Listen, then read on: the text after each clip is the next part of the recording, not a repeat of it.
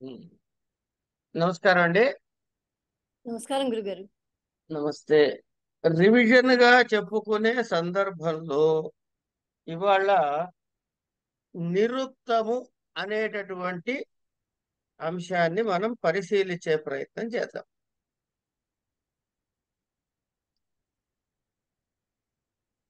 ఈ నిరుక్తాన్ని ముందు మీరు బాగా గుర్తుపెట్టుకోండి. ఎన్ని హెడ్డింగుల్లో మీరు చదువుకోవాలి. మీకు సిలబస్ లో ఏముంది అంటే మొదటి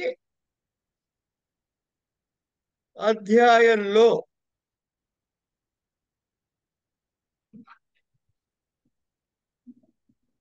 మొదటి అధ్యాయంలో 6 చాప్టర్స్ ఉన్నాయి. మొదటి పార్ట్ లో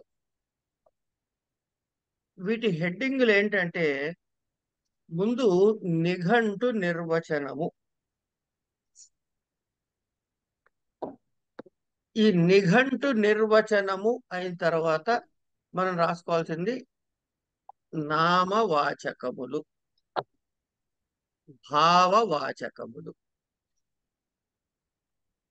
తరువాత శబ్దము నిత్యమా అనిత్యమా, శబ్దం అన్నది నిత్యమా అనిత్యమైనదా. సరే, అయిన తర్వాత ఇప్పుడు ఓ యజ్ఞం చేస్తున్నారు, అందులో నెయ్యో ఏదో ద్రవ్యం వేయాలి. తీసి డైరెక్ట్ గా వేసేయచ్చుగా, మళ్ళీ మంత్రం ఎందుకు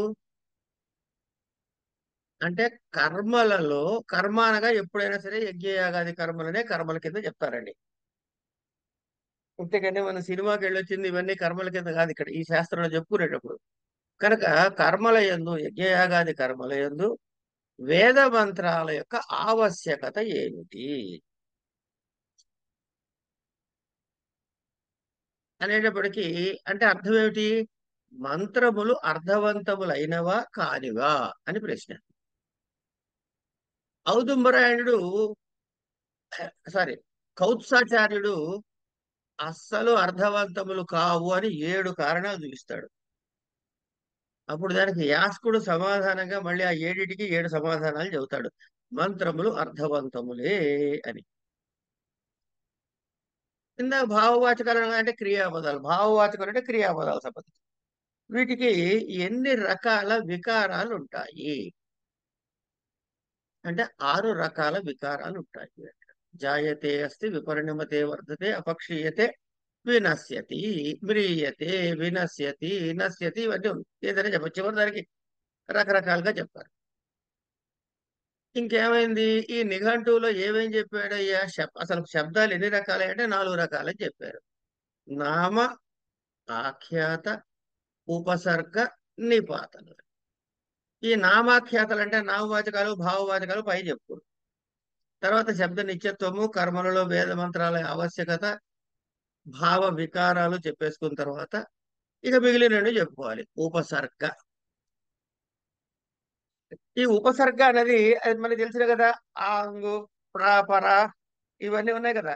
ఇవి క్రియాయోగములో ఉపసర్గలు అనిపించుకుంటాయి.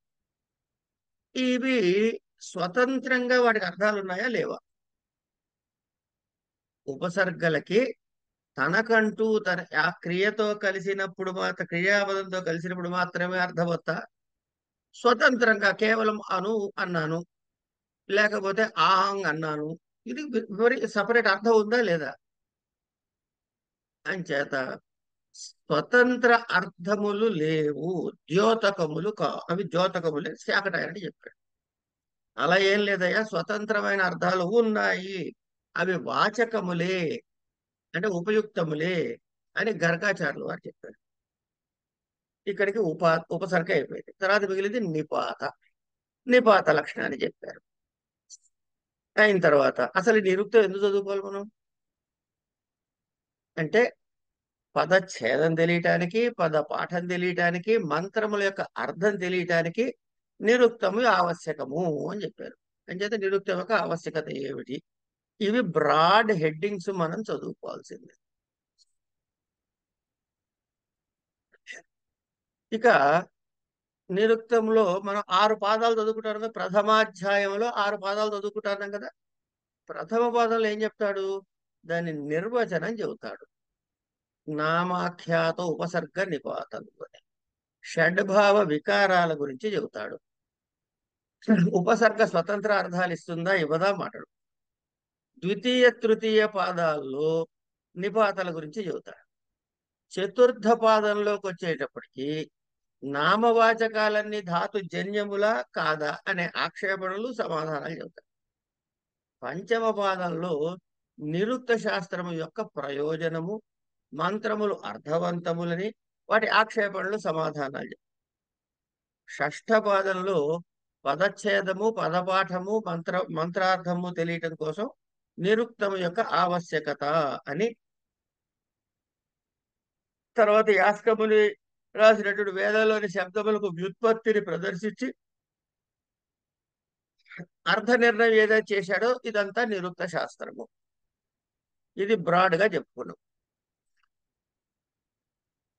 ఇక ఈ యాస్క ప్రణీతమైన నిఘంటువు, నిరుక్తము నిఘంటువు రెండు ఉన్నాయండి, గమనించండి.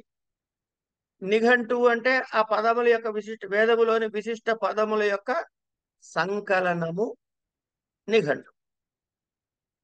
ఇది మళ్ళీ 5 అధ్యాయాలతో ఉంటుంది. ఇది ఈ నిఘంటు భాగం.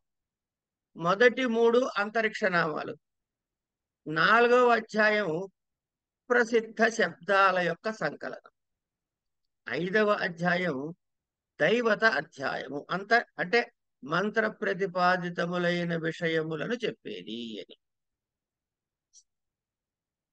ఇట్లా వాటి గురించి చెబుతాడు. అసలు నిర్వచనానికి వచ్చేటికి నిరుక్తము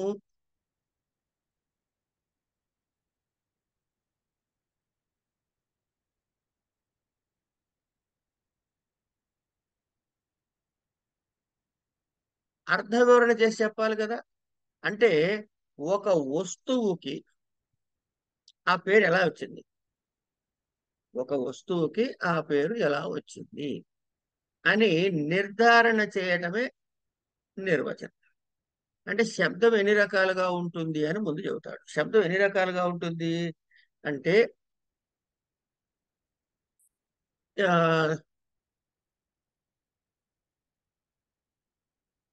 పురేస్ సేతే ఇది పురుష అనేది చెబుతారు కదా. అంచేత ఆ పురుష శబ్దం ఎందుకు వచ్చిందంటే దానికి ఒక అర్థం మనం చెప్పగలుగుతున్నాం. లేదా పచ్ అనే ధాతువు నుంచి అన్ని కూడాను ధాతుజన్యములు, అది కదా మనం ముందు అండర్లైన్ చేసి పెట్టుకోవాల్సింది యాస్కుడి సూత్రం. పాణినికి అలా కాదు, పాణిని అలా అనలేదు, అన్ని ధాతుజన్యములు కాదు. అందుకే ప్రాతిపదికలకు 2 సూత్రాలు చెప్పాడు. యాస్కుడు చెప్పినట్టు ధాతుజన్యములు అయితే ఏమొస్తాయి? తుర్తద్ధిత సమాసాశ్చ అనే సూత్రం చేత ప్రాతిపదిక సంజ్ఞ వస్తుంది. ఇది ధాతుజన్యం కానప్పుడు ఏమవుతుంది? అర్థవత ధాతుర ప్రత్యయ ప్రాతిపదికం అనే సూత్రం ద్వారా మిగతా వాటికి ప్రాతిపదిక సంజ్ఞ కల్పించారు. సరే, అదట వెళ్ళద్దు మనం. ఇటు వెనక్కి వచ్చేస్తే పచ్ అనే ధాతువు ఉంది. దానికి అక అనే ప్రత్యయం చేస్తే యువోర్ అనాకో అనే సూత్రం చేత ఊ వస్తే గనక అనా లేకపోతే అక అనేది ఆదేశంగా వస్తే పచ్చి ప్లస్ అక పాచక అనే రూపం ఏర్పడుతుంది అన్నాడు. అంటే వంట చేసేవాడు అని. పచ్చిధాతు కూడా అదే అర్థంగా. కనుక ఏమైంది? ఆ అవయవార్థ సంబంధము వల్ల అర్థం వచ్చే శబ్దాలు కొన్ని ఉంటాయి. పాచక లాంటిది. ఇది ఏమిటంటారు వీటినంటే, అంటే ఒక అవయవార్థమును సంబంధము వల్ల దానికి అర్థాన్ని చెప్పే శబ్దాలు ఏవైతే ఉన్నాయో దాన్ని యౌగిక శబ్దములు అంటారు. కొన్ని ఉంటాయి. ఇప్పుడు అవయవార్థ సంబంధం ఉంటుంది, అట్లాగే లోక ప్రసిద్ధి కూడా ఈ లోక ప్రసిద్ధి కూడా ఉన్నప్పుడు, ఉదాహరణకి నీళ్లల్లో పుట్టినది. నీళ్ళలో ఏం పుట్టిందండి? పద్మం పుట్టింది, నాచు పుట్టింది, చిన్న చిన్న పురుగులు పుట్టే, ఇంకా ఏవేవో రకరకాల అన్ని పుట్టే, రకరకాలు అన్ని పుట్టాయి. అందులో బురద వగైరా అన్ని చాలా ఉన్నాయి. కానీ పంకజం అంటే నాచు అనే అర్థంలో ఎవ్వడు వాడడు. పంకజం అంటే అందులో ఉన్న చిన్న చిన్న కీటకాలు అనే అర్థంలో ఎవ్వడు వాడడు. పంకజం అంటే పద్మమే.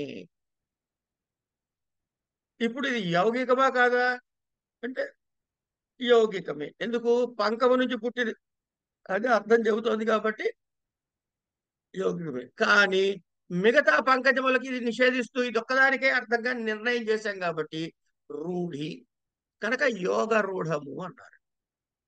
పంకజము ఒక ఉదాహరణ. కొన్ని అట్లా ఉన్నాయి, ఇవే సంబంధము ఉండదు, డైరెక్ట్ ఇది ఇంతే, ఈ పేరు దీనికి ఇదే అంటే వీటిని రూఢము అంటారు. అంటే అవయవార్థ సంబంధము లేకుండా లోక ప్రసిద్ధముగా ఉండేటటువంటిది. పర్వ అనేది ఒక ఉదాహరణ ఇస్తాడు గ్రంథంలో. కనుక ఈ యౌగిక యోగరూఢ శబ్దాలని నిర్వచనము వ్యాకరణ శాస్త్రం సాధిస్తుంది. వ్యాకరణ శాస్త్రం మనం సాధిస్తాంగా, ఇట్లా ఇట్లా పచ్చి వచ్చింది, పచ్చి అనే ధాతువుకి నుళ్ళు ప్రత్యయం చేస్తే అనుబంధాలు తీసేస్తే ఊ మిగులుతుంది, ఊ మిగిలినట్లయితే దానికి యువరణ ఇట్లా సంబంధంగా సాధిస్తాడు. రూఢ శబ్దాలకి నిర్వచనము నిరుక్తం వల్ల మాత్రమే అవుతుంది. అంటే వ్యాకరణం చెబుతుంది కదా, దానికి అర్థాలు చెప్పేస్తుంది కదా, మళ్ళీ నిరుక్తం అని ఎవరైనా అడిగితే ఇట్లాంటి సమాధానాలు చెప్పడం పనికొస్తుంది. నిరుక్తానికి మూల సూత్రము నిఘంటు. అంటే ఆ నిఘంటు పైన భాష్యమే నిరుక్తము. ఈ నిరుక్తంలో ఇప్పుడు మనం చదువుకునే ప్రథమాధ్యాయం ఏదైతే ఉందో ఇది ఇంట్రడక్షన్ చాప్టర్ లాంటిదండి. అంచేత ఇది మనకి సిలబస్ లో పెడతారు, తర్వాత అన్ని చాలా వేరే. ఈ నిరుక్తంలో పదముల యొక్క నిర్వచనం మాత్రమే కాదు, అనేక మంత్రాలకు భాష్యం కూడా చెప్పి వేద మంత్రార్థం గ్రహించే పద్ధతిని కూడా మనకి ఈ ప్రథమాధ్యాయం నేర్పిస్తుంది. మొట్టమొదట సమామ్నాయ సమామ్నాత సవ్యాఖ్యాతవ్య, ఇది మొట్టమొదటి వాక్యం. ఇది చాలా కీలకమైన పదం, ఇది గుర్తు పెట్టుకుందాం.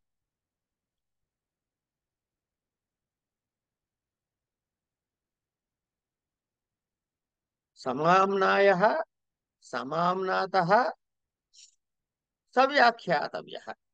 సమామ్నాయ అంటే ఏమిటి అంటే గో శబ్దము నుంచి దేవపత్ని శబ్దం వరకు కలిగిన వైదిక శబ్ద సముదాయము. సమ్యక్ ఆయమితి సమామ్నాయ, బాగుగా అభ్యసించబడునది. దానికి నిఘంటు శబ్దాన్ని తీసుకున్నాడు ఉదాహరణకి. ఇట్లాగే సమామ్నాత,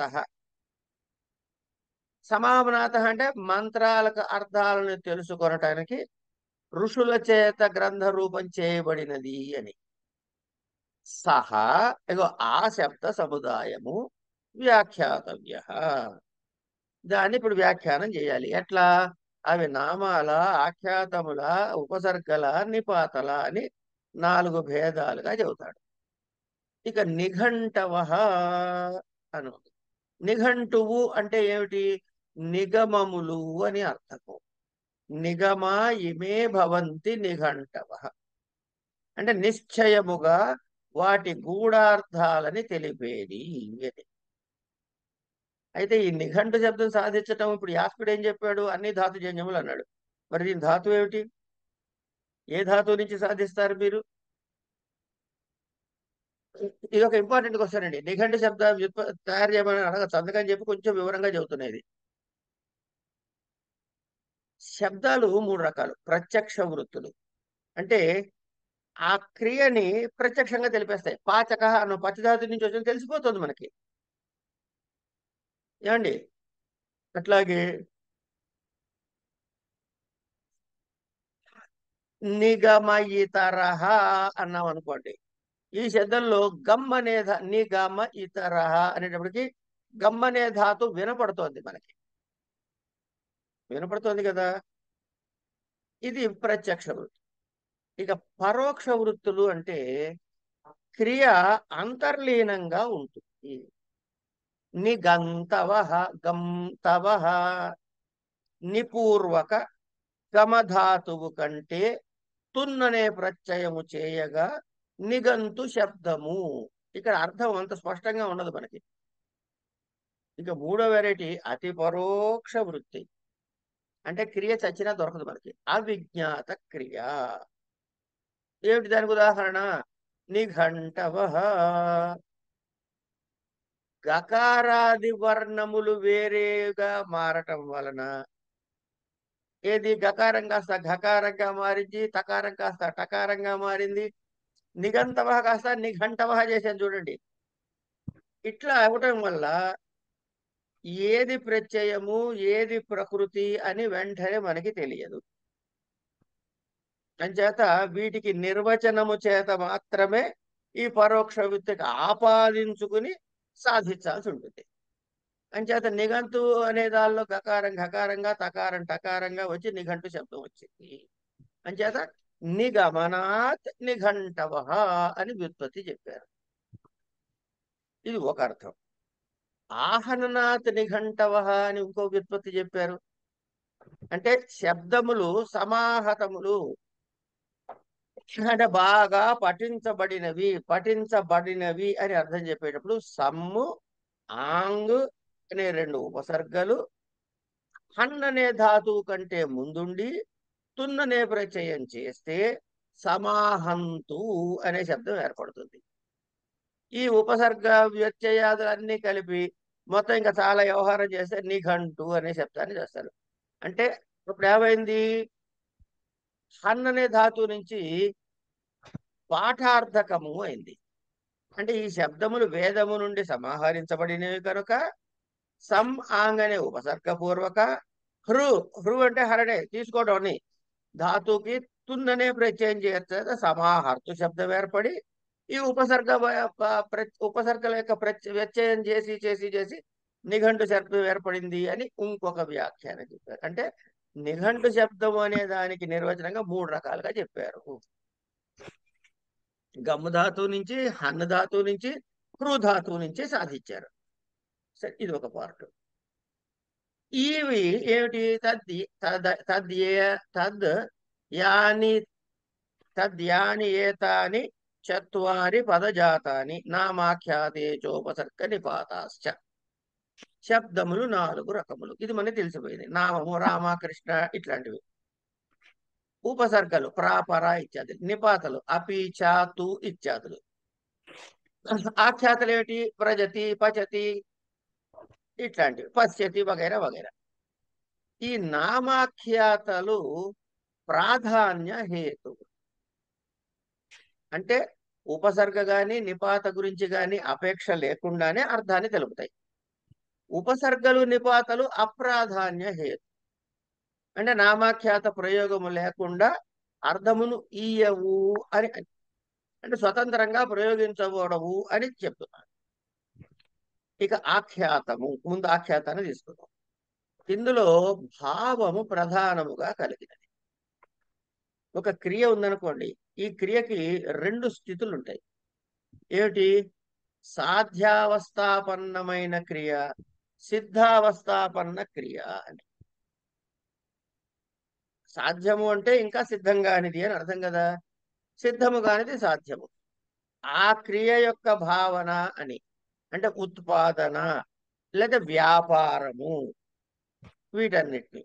రెండవది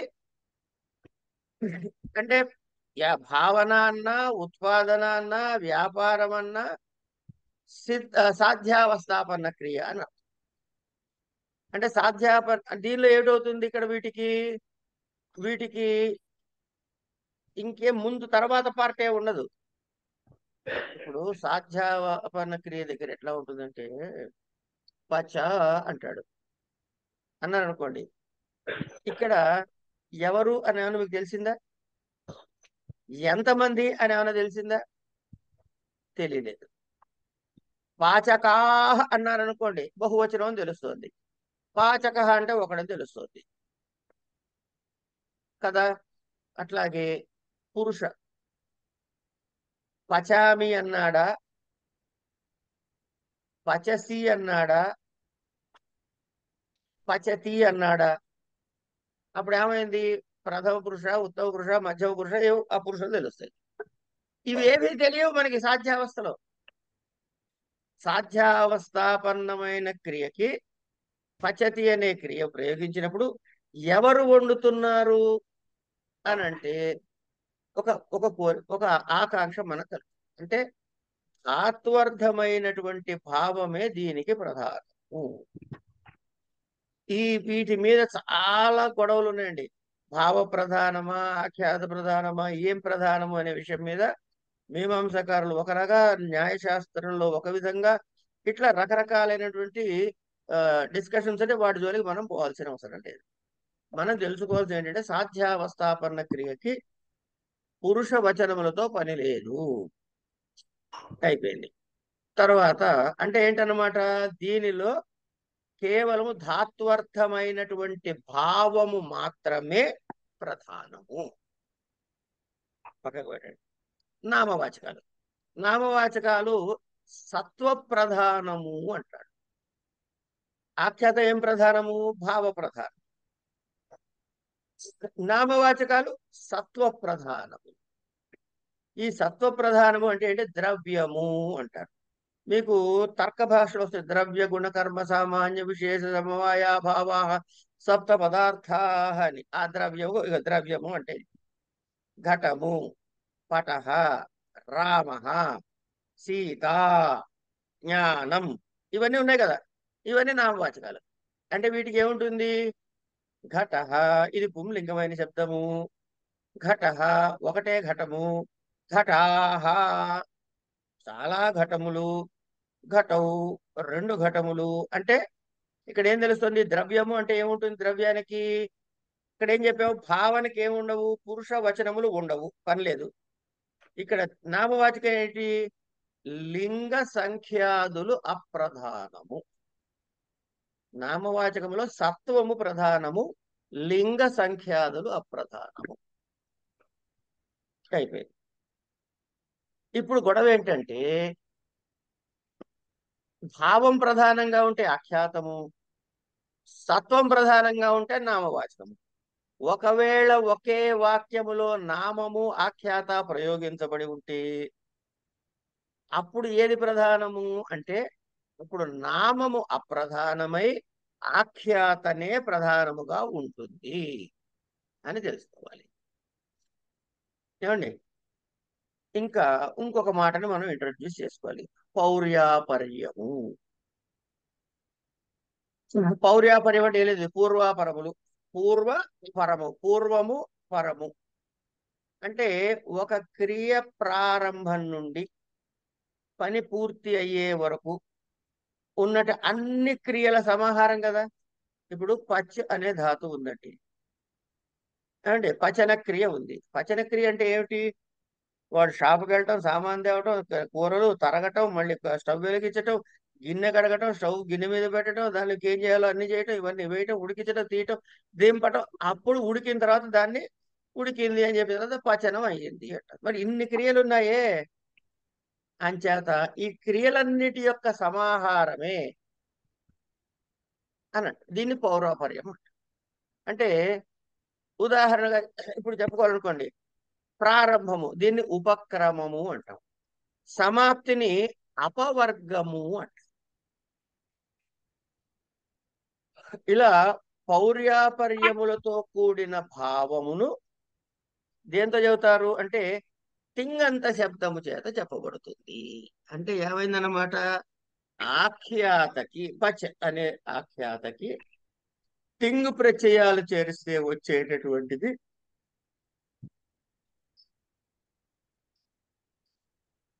ఆ పౌరాపర్యములతో కూడిన సమగ్రమైన భావాన్ని చెప్పేది తింగ్ ప్రత్యయంతో కూడిన పదం. అంటే పచతి అక్కడ చెప్తున్నారు. ఈ పచతి అన్ని చెబుతుంది. అంటే పచతి అనే క్రియలో ఏముంది అంటే బియ్యం తేవటం ఉంది, కడగటం ఉంది, పొయ్యి వెలిగించడం ఉంది, ఇవన్నీ అన్నీ కలిగింది.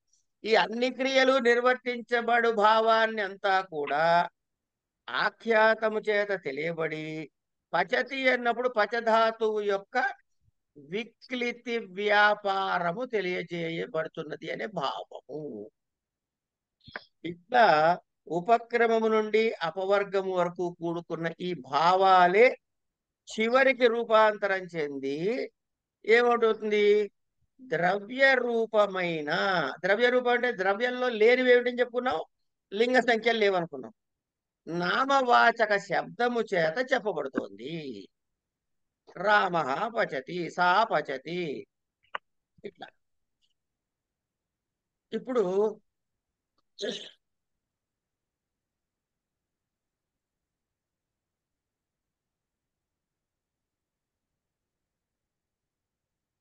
పక్తి అన్నాడు. ఏమండి, పక్తి అంటే ఏమిటి? ఇది కృదంత పదం అనుకోండి, కృదంత ప్రయోగం ఇది. ఇది ఏమిటిది అంటే పాకము అయిపోయింది, వండుట అని అర్థం. పాకం అంటే ఆల్రెడీ సిద్ధమైపోయింది రెడీగా. ఇంక ఇప్పుడు ఈ పౌరోపరి ఏం లేదు ఇక్కడ. కనుక ఇట్లాంటి వాటిని, కృదంత ప్రయోగాల్ని సిద్ధాపన్ సిద్ధాపస్థాప ఆ, సిద్ధావస్థాపన్న క్రియ అని చెప్తారు. సరే, నామవాచకాలు సత్వములు లేకపోతే ద్రవ్యము. సత్వము అన్నా అదే, ద్రవ్యము అన్నదే, నామవాచకం అన్న అదే అని చెప్పి ఇవి రెండు రకాలుగా ఉంటాయి, సామాన్యము విశేషము అని.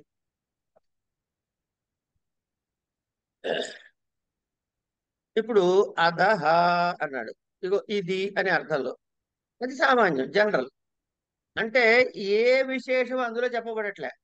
కానీ గౌహు, పురుష, హస్తి ఇట్లా అన్నప్పుడు ఆ ద్రవ్యము యొక్క విశేషము చెప్పబడుతుంది. అంటే ఒక ఒక విషయాన్ని అధ్యయనం చేస్తున్నప్పుడు ఎంత డిసెక్ట్ చేసి ఎంత లోతుకు వెళ్ళి పరిశీలిస్తున్నదో ఋషి మండలము ఒకసారి మనం గమనించుకుంటూ ఉండాలి. ఇట్లాగే ఆఖ్యాతలు ఉన్నాయనుకోండి. ఈ ఆఖ్యాతలు కూడా రెండు రకాలు. ఏమిటి? సామాన్య రూపముగా ఉండేవి. ఉదాహరణకి భవతి. ఏంటి భవతి? అన్ని క్రియల యొక్క ఉపదేశం జరుగుతుంది ఇక్కడ మనకి. పుస్తకం భవతి, త్వం భవతి, సహ భవతి అన్నీ చెప్పచ్చు. అదే ఆస్తే, సేతే, తిష్టతి, వ్రజతి ఇట్లాంటివి చెప్పామనుకోండి, ఒక ప్రత్యేకమైన ఉపదేశం చేస్తున్నాడు మనకి. వాడు వెళ్తున్నాడు, ఉన్నుంచున్నాడు, ఉన్నాడు, పడుకున్నాడు అని క్లియర్ గా తెలుస్తుంది. కనుక సామాన్యము విశేషం అని ఆఖ్యాత కూడా చెప్పారు. ఇప్పుడు అసలు విషయానికి వస్తున్నాం మనం. కొంచెం లోతుకు వెళ్తున్నాం. ఏమిటది? ఇంద్రియ నిత్యత్వం వచనం ఔదుంబరాయణ. ఇవి అంటే అందులో మనకి మూల గ్రంథంలో ఉన్నటువంటి పాదాన్ని, ఈ శబ్దాన్ని యథాతథంగా చెబుతుంది. ఇంద్రియ నిత్యత్వం వచనం ఔదుంబరాయణ. దీనికి కొన్ని పూర్వపక్షాలు. ఈ పూర్వపక్షాలన్నిటి నుంచి ఖండించి చేసేదాన్ని సిద్ధాంతము అంటారు. ఇక్కడ ఔదుంబరాయణ ఏమంటున్నాడు? శబ్దములు నిత్యములు కావు, అంటే శబ్దములు అనిత్యములు అని చెబుతున్నాడు. శబ్దములు అనిత్యములు అంటే ఏం చెప్పాడు అనమాట? వాటికి కారణాలు చెప్పాలిగా మరి. ఈ నామ శబ్దములు అంటే ఏమిటండి అంటే నాలుగు, మళ్ళీ నామ, ఆఖ్యాత, ఉపసర్గ, నిపాతాలు నాలుగు కలిపితేనే శబ్దము అనాలి. నామాఖ్యాత, ఉపసర్గ, నిపాతాత్మకమైన వాక్యము వాగ్రూపంతో ఉంటుంది కదా. ఇప్పుడు మీకు మాట్లాడుతున్నా అంటే నేను దేంతో మాట్లాడుతున్నా? నోటితో మాట్లాడుతున్నా. ఈ నోరేమిటి? ఇంద్రియం. కనుక ఈ వాక్యము వాక్ రూపముగా ఇంద్రియమునందు నియతమై ఉన్నది. అంటే ఎప్పుడైతే వక్త యొక్క వాగింద్రియము ఆ వాక్యాన్ని ఉచ్చరిస్తుందో అప్పుడే ఆ శబ్దం ఉంటుంది. ఇప్పుడు నేను రామ అన్నాను, నేను నోరు మూసుకున్నప్పుడు రామ రామ రామ అని మీకు వినపడుతుందా? వినపట్లే కదా. కనుక కనుక ఎప్పుడైతే ఆపేశాడు అంటే వెంటనే శీఘ్ర వినాశి. పైగా అట్లా కూడా కాదు, రామాయణ రామ వినాశి కాదు. రా అనంగానే రకారం పోయింది, ఆకారములుగానే రాబోయిన తర్వాతే ఆ వస్తుంది నోట్లోంచి. ఆ పోయిన తర్వాతనే మకారం వస్తుంది, మకారం పోయిన తర్వాత అకారం వస్తుంది. వచ్చినట్టు లైవ్ అయిపోతూ ఉంటుంది, గాలిలో కలిసిపోతుంది కదండి శబ్దం. అంచేత శబ్దము ఉన్నది అనడానికి వీల్లేదంటాడు. ఎందుకంటే ఆ శబ్దాలు ఉచ్చరితంగానే లైవ్ అయిపోతున్నాయి కనుక. తర్వాత నశించిన నశించని వర్ణాలకు కానీ పదములకు కానీ అంటే వాటికి ఒక పొంతన కుదరదు అని ఇట్లా ఆయన దాన్ని వ్యాఖ్యానం చేశాడు. ఎవరు? ఔదుంబరాయణ. ఎప్పుడైతే శబ్దము అనిత్యము, రామ అనాలండి, రా అనగానే బాయే, అక అనగానే బాయే, మా అనగానే బాయే, ఆ అనగానే బాయే. ఇప్పుడు రామ శబ్దం ఎక్కడి నుంచి ఏర్పడుతుంది మీకు? పచతి అనే శబ్దం ఎక్కడ ఏర్పడుతుంది? ఆంగ్ అని ఎక్కడ ఏర్పడుతుంది? తూచ ఎక్కడ ఏర్పడతాయి? అంటే శబ్దం ఎప్పుడైతే అనిత్యమైందో నామాఖ్యాత ఉపసర్గ నిపాతాలు అనే పద విభాగం కుదరదు. అంటే ఒక్కసారిగా కాకుండా భిన్న భిన్న కాలముల యందు ఉత్పన్నమైన శబ్దాలకు ఇతరేతరోపదేశము అంటే నామాఖ్యాత గురించి గుణభావం కుదరదు.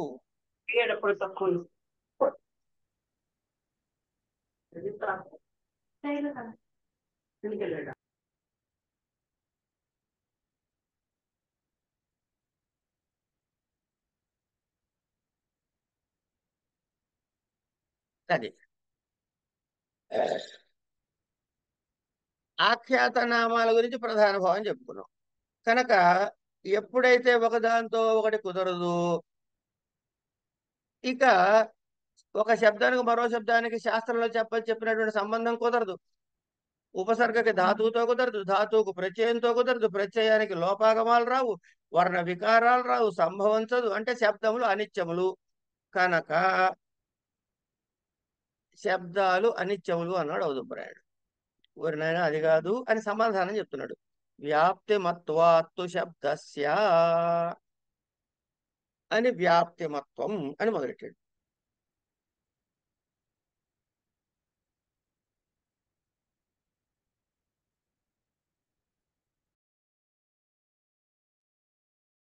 కనుక నాయనా ఇవి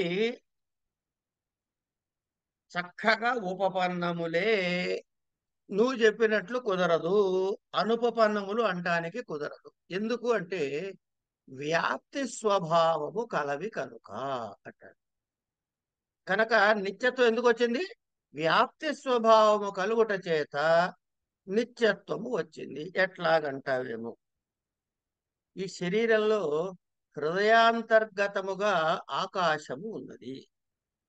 ఇందులో ప్రతిష్ఠితమై ఉన్నటువంటి బుద్ధి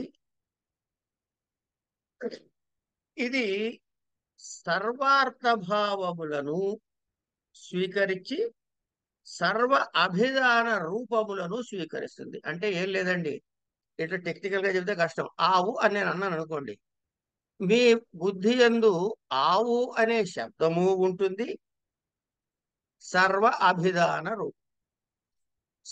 ఆవు అంటే ఫలానా అని ఒక అర్థం వచ్చేసింది. ఈ సర్వార్థ భావం ఉంది. ఆవు అనగానే ఒక ఇట్లా ఉంటుంది, పొడుగు ఇట్లా అడ్డంగా ఉంటుంది, నాలుగు కాళ్ళు ఉంటాయి, కొమ్ములు, ఇవన్నీ కూడా ఈ రూపము కూడా ప్రతిష్ఠితమై ఉంది బుద్ధిలో. కనుక సర్వార్థ భావము సర్వ అభిధాన అంటే పేరు యొక్క రూపము కూడా బుద్ధిలో ఉన్నాయి. అంటే అర్థం ఏంటి? శబ్దము అర్థము కూడా బుద్ధిలో ప్రకాశిస్తున్నాయి. ఇది ప్రకాశించిన తర్వాతే వాడి వల్ల ఉచ్చారణ జరుగుతుంది. అంటే ఇప్పుడు నేను గో శబ్దము గో అని అనాలన్నా రామ అనాలనంటే ముందు రామ అనే శబ్దము, రామ శబ్దముతో ఊహించదగినటువంటి రూపము కూడా ముందుగా, అంటే నోట్లోంచి బయట రావడానికి ముందుగా నా యొక్క బుద్ధిలో ఉన్నది. అభిధాన అభిధేయ స్వరూపముగా తర్వాత మనిషి వాడిని ఉచ్చరణిస్తుంది. అంటే ఏంటనమాట? అభిధాన స్వరూపము అభిధేయ స్వరూపము అయిన బుద్ధి మధ్యలో అభిధాన స్వరూపముకు బుద్ధి ద్వారము చేసుకుని పురుషుడు తనకి కోరిన శబ్దమును ప్రయోగిస్తున్నాడు. అంచేత శబ్దం ఎక్కడ ఉచ్చరించబడిందయ్యా? మొట్టమొదట బుద్ధిలో అండి. అంటే ప్రయత్నం ఎక్కడ ప్రారంభమైందయ్యా? బుద్ధిలో అండి. కనుక శబ్దము బుద్ధిలో వ్యాప్తయి ఉందా లేదా? అయ్యి ఉందండి. అందుకని అక్కడ సదా వ్యాపించి ఉంటుంది. అంచేత అది లైవ్ అయిపోతుంది. శీఘ్ర వినాశి ఇట్లాంటి మాటలు అనకూడదు. అలా అయిన తర్వాత శబ్దము కంఠవాది తాల్వాది వర్ణస్థానములతో బయటికి వస్తుంది. ఈ వర్ణమో వాక్యమో పదమో ఇవన్నీ కూడా పొంది బాహ్య అభ్యంతర ప్రయత్నాలతో బయటికి వస్తుంది. ఇదేం జరుగుతుంది? శ్రోత యొక్క శ్రోతం అంటే చెవులందు పడుతుంది. కలగంగానే వాడికి ఏమిటవుతుంది? అర్థజ్ఞానం కలిగించి ఇదే విధంగా అంటే అభిధేయ పూర్వకంగా వాడి బుద్ధి యందు వ్యాపించి ఉంటుంది. కనుక వ్యాప్తి మత్త అయిందది.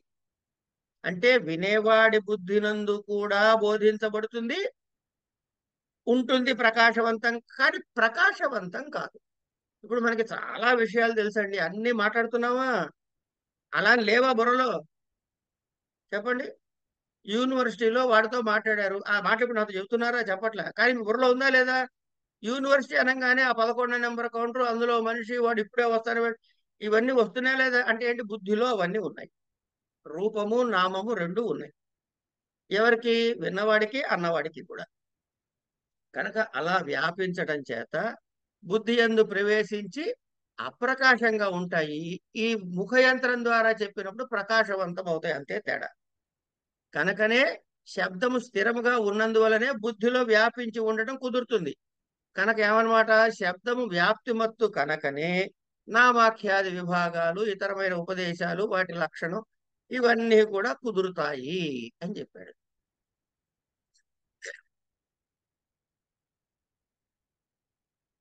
ఇప్పుడు ఒకడికి నోరు లేదండి, మూగవాడు, వాడికి భావాలు లేవా? వాడికి అన్నం కావాలంటే ఏమంటాడు? అంటాడా అండా? మరి శబ్దం ఎక్కడ వాడాడు? వాళ్ళే.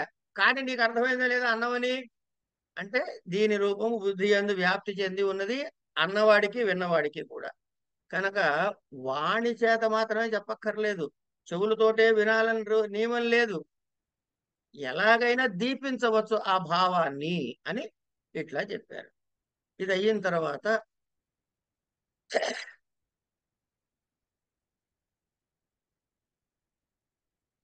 మనకి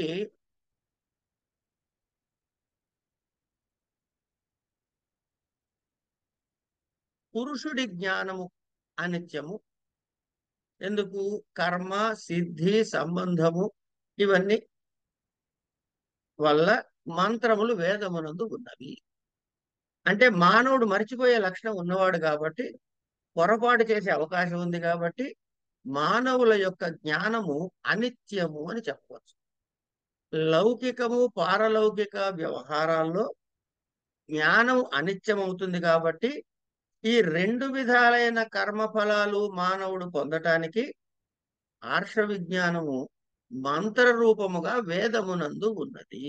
అంటే వేద జ్ఞానము పరమేశ్వరుడు మనకి అనుగ్రహించి ఇచ్చిన దోషరహితమైనది అని అర్థము. ఇదైన తర్వాత ఈ భావాలు వార్ష్యాయన ప్రకారంగా భావ వికారాలు. భావ వికారాలు అంటే ఏమిటి అంటే ద్రవ్య గుణ కర్మ భావములతో నామాఖ్యాత ఉపసర్గ నిపాతాలతో ఏవైతే చెప్పబడుతున్నాయో ఇగో ఈ వీటి చెప్పబడుతున్నటువంటి ఈ భావం ఏదైతే ఉందో అది 6 రకాలుగా విడగొట్టాడు. ఇవే షడ్ భావ వికారములు అంటారు. అంటే ఇప్పుడు మీరున్నారండి, మీరు పుట్టారు, ఇంత పిల్లాళ్ళ ఉన్నారు, కొంచెం పెరిగారు, మళ్ళీ పిల్లాళ్ళ కనపడతారా?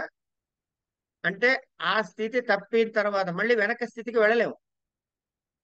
పెరిగారు, ఇంకొంచెం పెరిగారు, 10వ క్లాస్కి వచ్చారు, అప్పుడు 5వ క్లాస్ టైప్కి తయారవుతామా? వెళ్ళగలుగుతామా? వెళ్ళలేము. కనుక ఏ అవస్థలో బాల్యం, యవ్వనం, కౌమారం ఏవో చెప్తారుగా, బాల్యావస్థలో ఉన్నవాడు కౌమారావస్థకి వెళ్తే బాల్యావస్థలో వెళ్ళలేడు. కౌమారావస్థలో యవ్వనంలో ఉన్నవాడు బాల్యానికి వెళ్ళలేడు, కౌమారానికి వెళ్ళలేడు. ఇట్లా ఏ అవస్థలో ఉంటే ఆ అవస్థ భావాన్నే చెప్పగలుగుతారు, కానీ దాని ఇతరది కానీ ముందుది కానీ వెనకది కానీ చెప్పలేరు. ఇగో ఈ భావ వికారాలు కూడా అట్లాగే. ఏమిటవి?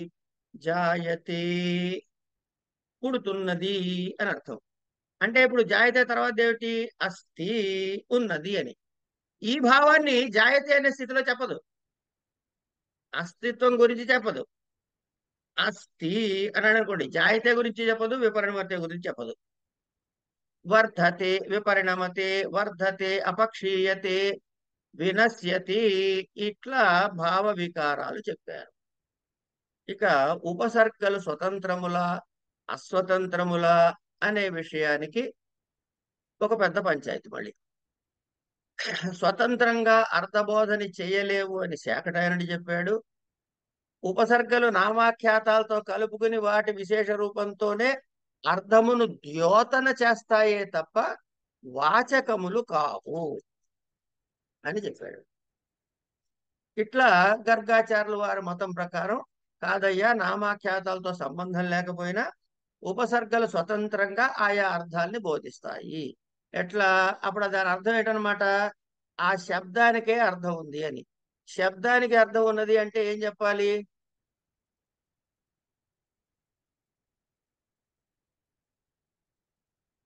కావ్య ప్రకాశం చదువుకున్నాగా మనం. అందులో వాచకానికి ఉండేటువంటి వ్యాపారం ఏమిటి? అభిధా వ్యాపారము. అగో ఆ అభిధా శక్తితోటే చెప్పేస్తుందయ్యా. అంటే ఆ శబ్దమే దాని అర్థాన్ని బోధిస్తుంది, దేనితో సంబంధం లేకపోయినా ఉపసర్గలు స్వతంత్రంగా ఉంటాయి అని చెప్తాడు. అంటే ఆ అని అన్నాను అనుకోండి, ఆంగ్ అనే ఉపసర్గ. దీనికి ఈ చర్వాగర్థే, అర్వాగర్థము అంటే సమీపము, మర్యాద, వీటి అర్థంలో వాడతారు. ఆ పర్వతాత్ అన్నాం అంటే ఆ పర్వతం దగ్గర నుంచి. ఏమండి? ఆ సముద్ర వేళ వలయము అంటాం. ఆ సముద్రం అంటే సముద్రము వరకు అని. అంటే ఆంగ్ అంటే ఆ మర్యాద, సమీపము, ఈ రెండింటినీ కూడా స్వతంత్రంగా బోధిస్తోంది. ప్రాపర ఇత్యస్య ప్రాతిలోమ్యం అంటే ఆ అనేది ఏది అర్థం చెబుతుందో దానికి రివర్స్ అర్థం చెబుతుంది. అభి ఇత్యాభిముఖం, ప్రతి ఇత్యేతస్య ప్రాతిలమ్యం, నిర్దుర్ ఇత్యేతయో ప్రతిలమ్యం, ప్రాతిలమ్యం, ఉత్ ఏతయో ప్రాతిలమ్యం. సో ఇట్లా వరుసగా దానికి చెప్పాడు. ఉపసర్గలకి ఏవేవి ఉన్నాయో ఆ ఉపసర్గలు 15 ఉపసర్గలకి మనకి అర్థాలు చెబుతాడు మన గ్రంథంలో. అయిన తర్వాత నిపాత. నిపాత అంటే ఏమిటి?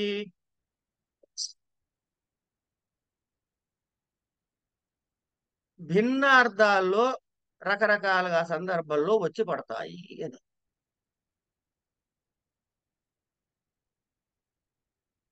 ఇవి 3 అర్థాల్లో చెబుతాడు. ఉపమార్థంలో నిపాతలు, ఉపమార్థంలో, కర్మోపసంగ్రహార్థంలో, పాదపూరణార్థములో అని నిపాతలు 3 రకాలుగా ఉపయుక్తమవుతాయి. ఉపమార్థంలో తేషామైతే చత్వారు ఉపమార్థే భవంతి. ఏవి? ఇవా, నా, చిత్, ఇట్లా రకరకాలుగా మనకి ఉపమార్థంలో వచ్చేవేవి, అనేక కర్మల అర్థంలో చెప్పేవేవి అని. ఇవి శాకటాయుడి మతం ప్రకారము, తర్వాత వాడెవడు గార్గ్యాచార్యుల మతం ప్రకారము కూడా మళ్ళీ కొట్లాట. ఈ వాక్పాది ఈ చత్వారి పదజాతాన్ని ఇవి ఏవైతే ఉన్నాయో నామాఖ్యాత జాతాన్ని. శాకటాయన మతము అదే నిరుక్తకారుడి మతం కూడా ఏంటంటే నామవాచకములన్నీ కూడా ధాతువు నుండి పుట్టినవి. గర్గాచార్యుడు ఇతర వైయాకరణుల మతంలో నామవాచకముల్లో కొన్ని మాత్రమే ధాతుజన్యములు, అన్నీ కావు అని ఆక్షేపించారు. మొదటి ఆక్షేపణ ఏమిటంటాడు? నామవాచకాలు 3 విధాలు కదా. ప్రత్యక్ష క్రియలు, కృయి అనే ధాతు ఉంది. ప్రకల్ప్య క్రియలు, ఉదాహరణకి గౌ ఉంది, అశ్వ ఉంది, పురుష ఉంది. ఇవి అవిద్యమాన క్రియలు. దిత్త అంటే ప్రత్యక్ష క్రియలు, ప్రకల్ప క్రియలు, అవిద్యమాన క్రియలు అని 3 రకాలుగా చెప్పాడు నామవాచకాలని. ప్రకల్ప క్రియలు అంటే ఏం చెప్పాడు? ప్రత్యక్ష క్రియలు అంటే ఏం చెప్పాడు? కరణే అని చెప్పాడు. ప్రకల్ప క్రియలు అంటే గౌహు, అశ్వ, పురుష ఇవి చెప్పాడు. ప్రకల్పం అంటే ఏంటి? పురేసేతే అనో లేదా ఇట్లేవో చెప్పారు కాబట్టి దానికి ఆ అర్థముతో తీసుకుని ఈ పదం చెప్పారు. ఆ అర్థంతో ఇంకా వేరే పదాలు కూడా రావచ్చు. కనుక ఇవి ప్రకల్పితమైనటువంటి అవిద్యమాన క్రియలు. అసలు క్రియాపదం అందులో నీకు జోతమే కాదు. డిత్తహ, డవిత్తహ ఇట్లాంటి పేర్లు ఏవో చెప్పారు. అంటే ఇందులో అవిద్యమాన క్రియలు ఉదాహరణలు అవ్యుత్పన్నములు. దేని నుంచి వ్యుత్పన్నం? ఏ ధాతు నుంచి వ్యుత్పన్నము కాదు. కనుక ప్రకృతి ప్రత్యయ విభాగం లేనివి. వీటి యందు ఎట్లాంటి క్రియ భాషించదు. కనుక నామవాచకములు ధాతుజన్య అన్ని నామవాచకములు ధాతుజన్యములు కాదు అని. అంటే అప్పుడు దీని సమాధానం ఏంటంటే నామవాచకాలన్నీ వ్యాకరణ లక్షణానుగతమైనటువంటి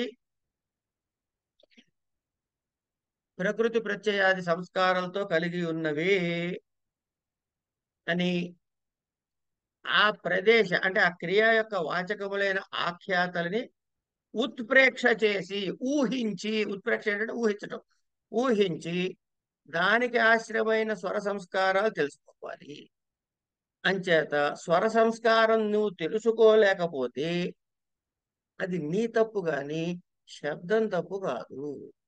ఇప్పుడు ఒక చెట్టు ఉంది, గుడ్డివాడ చెట్టును చూడలేడు. చెట్టు తప్ప గుడ్డివాడు తప్ప.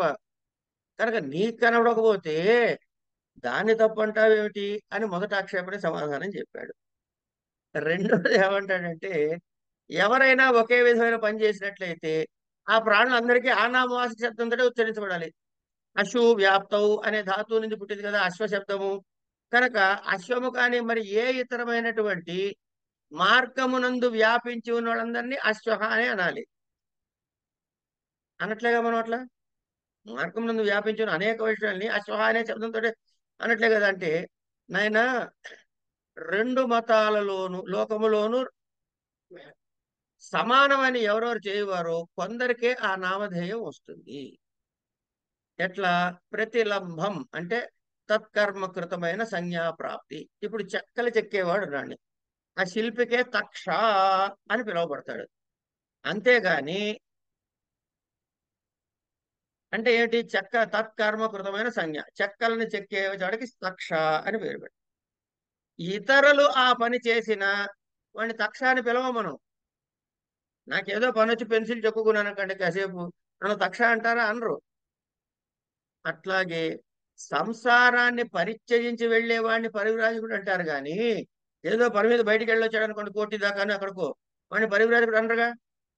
అట్లాగే మార్గమును వ్యాపించిన పురుషాదులకు అశ్వశబ్దం ప్రయోగించుట కుదరదు. నువ్వు చెప్పిన రెండో కారణం కూడా తప్పు. మూడో కారణం చెబుతా అంటాడు. మూడో కారణం చెబుతానని ఒక ద్రవ్యము ఎన్ని క్రియలతో సంయుక్తమై ఉంటుందో అన్ని క్రియలతో నామధేయ వ్యవహారం ఉండాలి. నేను తింటాను, దానికి సంబంధించిన దాంతో ఉండాలి. నిలబడతాను, దానికి సంబంధించిన దాంతో ఉండాలి. ఇట్లా రకరకాలుగా ఉండాలి. స్థూణ అనే శబ్దం ష్టాధ గతి నివృత్తవు అనే ధాతువు నుంచి నిష్ఠున్నమైంది. స్తంభము చలనము లేనిది అని కదా. ఆ స్తంభానికి దర్శయ సంజని అనే శబ్దాలతో కూడా వ్యవహారం ఉండాలంటాడు.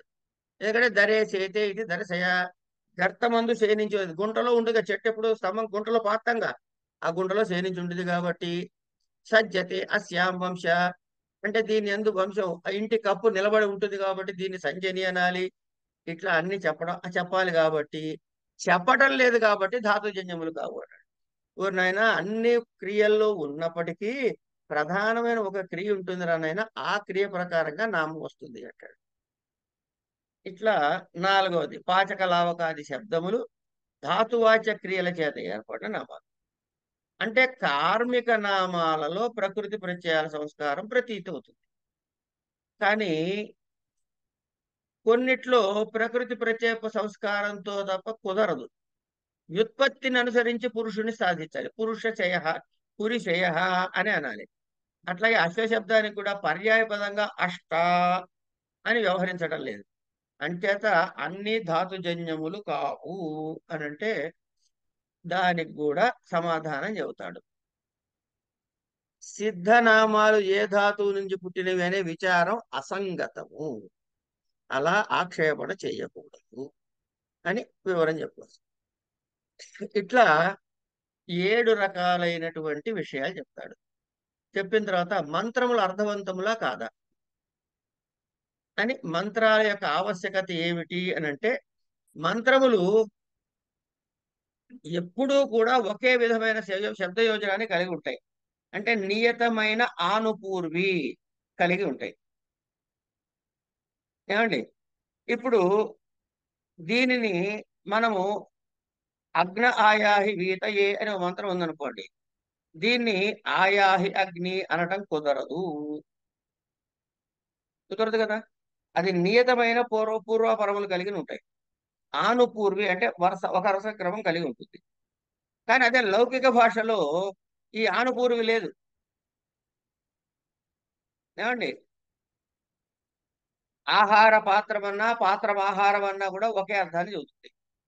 అంచేత నియతానుపూర్వికల మంత్రములు అనర్థకములు అని అన్నాడు.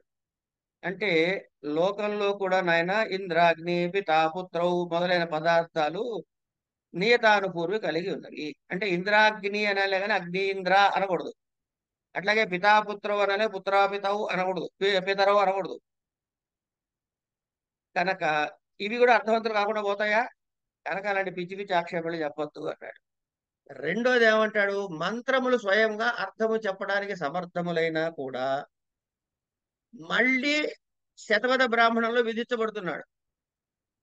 అంటే ఈ మంత్రముల చేతనే ఆ కర్మల విధానం తెలియబడుతోంది. ఇప్పుడు మంత్రం చెప్పాడండి, ఏదో ఆచమ్య అందాం కశం అని తెలిసి తేలిక అర్థమైంది. ఇది అంటే అర్థం చెప్తుంది కదా, నీళ్ళు తాగమని. మళ్ళీ అక్కడ శతపథ బ్రాహ్మణంలో చెప్పాలా ఈ మాట? కానీ అక్కడ మళ్ళీ చెప్తే ఆ ప్రకారంగా నువ్వు చేస్తున్నావు కాబట్టి దీనికి అర్థం లేదంటాడు. అంటే ఇతర చోట చెప్పబడినా ఇది ప్రోహతి అని బ్రాహ్మణులో వాక్యార్థాలు అనర్థకాలు అవుతాయి కదా. అంటే మంత్రములు స్వార్థములు బోధించుటలో అసర్థమర్థములు అయినందువల్లనే మళ్ళీ బ్రాహ్మణ వాక్యాలు విధించబడ్డాయి. అందువల్ల మంత్రములు అనర్థకములు అంటాడు.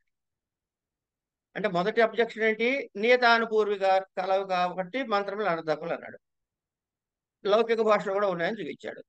మంత్రములు స్వార్థం బోధిస్తున్నప్పుడు అసమర్థములైన వల్లనే తిరిగి బ్రాహ్మణ వాక్యాలు విధించబడ్డాయి కాబట్టి మంత్రములు అనర్థకములు అని రెండోది చెప్పాడు.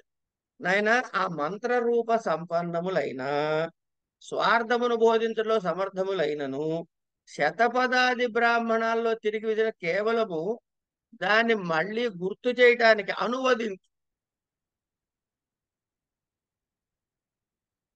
అనువదించుటకు తిరిగి చెప్పుటకు తప్ప మంత్రములు అర్థవంతం కాకుండా పోవు అంటాడు.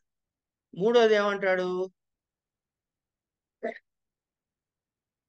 ఓషధేత్రాయస్వయేనం అని ఒక మంత్రం చెప్తాడు.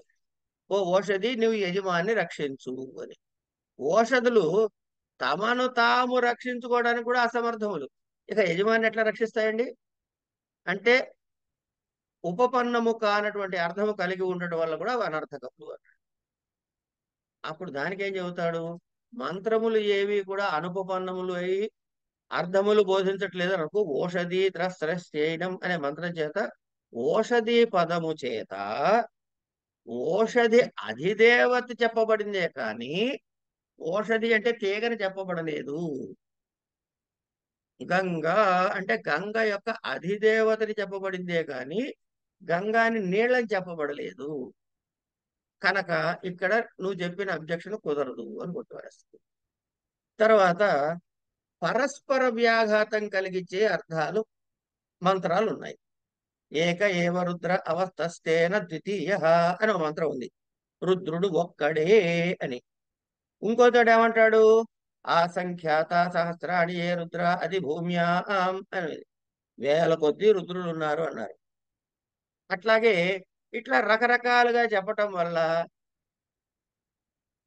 అనర్థకములు అన్నాడు. నాయన ఈ బ్రాహ్మణుడికి శత్రువులు లేరు, ఈ రాజుకు శత్రువులు లేరు, ఇలాంటి లౌకికోదాహరణలు చెప్పుకో. అంటే తక్కువ విరోధులు ఉన్నప్పుడు కూడా ఔపచారికముగా ఈ ప్రయోగం చేయబడు. వాడికి ఎవరు శత్రువులు లేరురా అని అంటాం. వాడికి లేరని కాదు, చాలా నెగ్లిజిబుల్ అని అర్థం. అట్లాగే విధి తెలుసు హోతకి. హోత అంటే ఈ యజ్ఞం చేసేవారు. తిరిగి మంత్రమును సంప్రేషణము అంటే ప్రేరణ చేయమంటున్నాడు. అగ్నయే సమిధ్యమానయ అనుబ్రూహి అని అంటాడు. అంటే హోతకు ఏమి చేయాలో తెలుసు కదా, హోమము చేస్తున్నప్పుడు మరి ఈ మంత్రముతో ప్రేరణ చేయటం అనవసరం గనక మంత్రము అనర్థకము, ప్రేరణ చేసినందుకే వీడు హోమం చేస్తున్నాడు అని అంటాడు. అంటే లోకంలో కూడా అర్థవంతమైన పదవులు కూడా ఈ స్వభావం ఉందిరా నాయనా. అయమహం భోః శాండిల్య ప్రియవ్రతో గురుమభివాదయే అని శిష్యుడు గురువుకి నమస్కరిస్తున్నాడు. అంటే తన గురించి తెలిసి కూడా, ఎవరికి తెలుసు? గురువుకి తెలుసు. తన గురించి తెలిసినా కూడా గురువుకి తన పేరు చెప్పి నమస్కరిస్తున్నాడు.